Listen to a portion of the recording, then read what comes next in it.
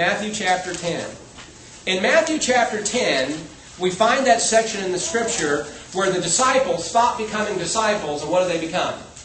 Apostles. The disciples in Matthew 10 go from being disciples to becoming apostles. And the difference is that authority is conferred upon them. And in Matthew chapter 10, verse 1, it says, Jesus summoned His 12 disciples.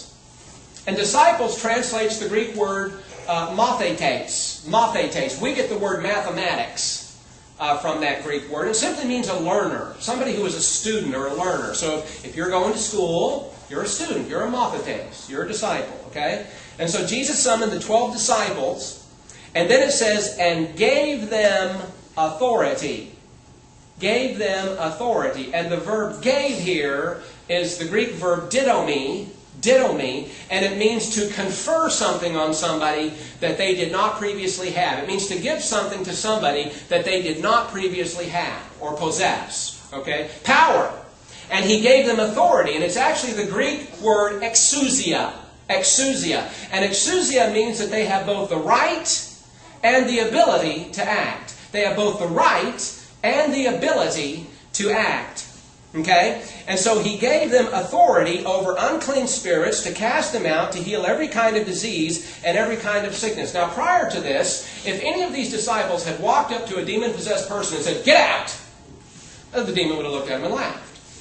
If they had walked up to any sick person and said, "Be healed," that nothing would have happened. Nothing. Okay? If they had walked up and tried to heal anybody or cast out any demon or do anything, nothing. Because they lacked the right and the power. But it says here that Jesus gave them something they didn't have before, right? He gave them authority, right? Over unclean spirits to cast them out, to heal every kind of disease and every kind of sickness. Now notice verse 2. Now the names of the 12 what? Apostles. And that's the first time that word appears in the Gospel of Matthew.